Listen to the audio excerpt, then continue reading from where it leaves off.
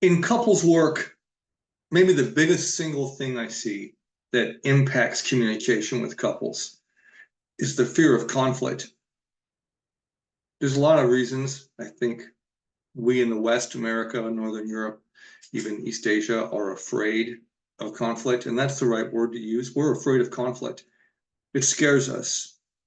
But at the end of the day, we have to be able to argue.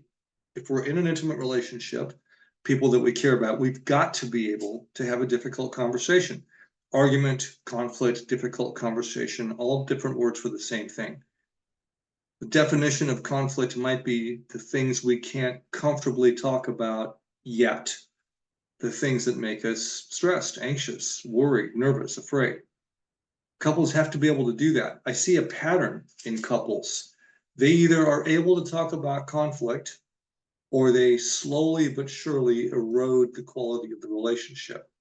That might end in the relationship falling apart. It might be a long, slow glide path to a less and less communicative, open, happy relationship, but it begins to degrade the relationship. Let me say it again. If we can't have hard conversations, which a lot of us call conflict, it's hurting the relationship and that gets worse over time. So we need to argue. Sorry, we just have to be able to do it. And I would say the thing that slows us down the most, like I said a moment ago, is anxiety. We're afraid, and the reasons are many.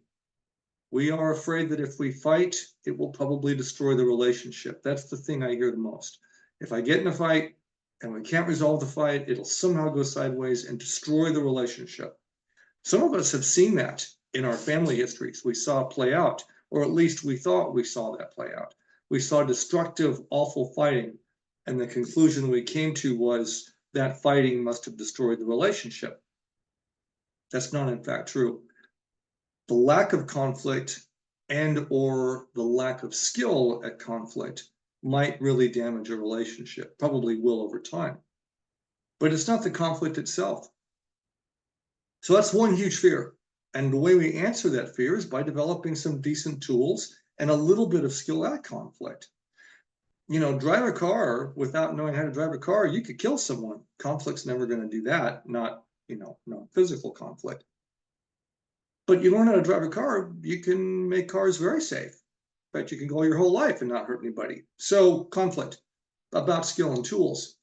Another fear is that conflict will just never resolve, and we see that too. We'll fight, but it won't get any better. So why do that? Why just add the additional stress of conflict? Well, again, if you're not talking about it, then you're not going to fix it. And Houston, we have a problem.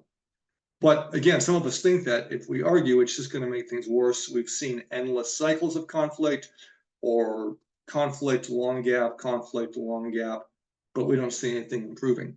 Again, skill, a little practice, and thinking about conflict in terms of what's our goal? What are we trying to get to? What are we trying to solve? A lot of conflict starts and we're not even sure what the heck we're arguing about. We're not even clear why we're having this fight in the first place, which is the subject of another video, setting clear conflict goals. But it's important, maybe even essential, to be in some sense what it is we're arguing about in the first place. Let me say that differently. Not just having a reactive argument, but an argument that we've set out to do consciously. I know that sounds crazy, with some clear goals. Another issue about conflict is how we think it makes us look. Argumentative people are selfish. Argumentative people are bad people. They're mean. They're cruel. Well, again, we may have seen some of that. We may have seen in our lives examples of, or what we thought was, people that were less than stellar in the way they acted, and we associated them with conflict. I'm not saying that nasty people don't generate unnecessary fights, but I'm saying that conflict and nasty don't have to live in the same room. In fact, the interesting part is conflict is one of the most important tools a relationship can have for an enormous amount of communication issues, like long-term planning, like dealing with difficult situations or contexts. And maybe the most important reason is strengthening the agility and the resilience of the relationship.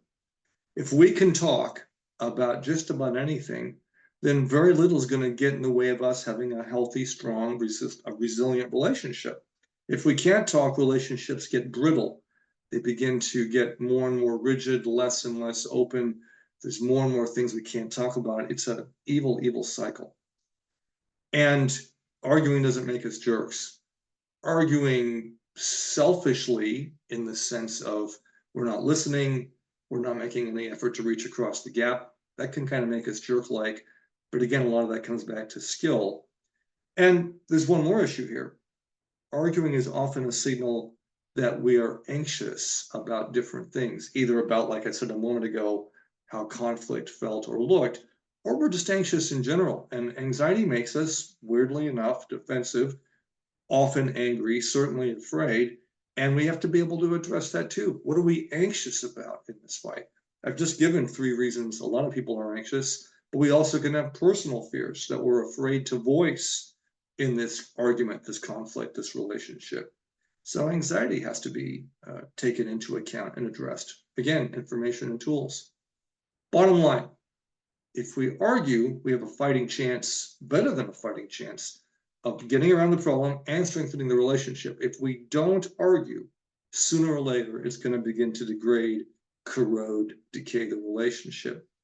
So what do we do? Well, first of all, we got to turn and face conflict.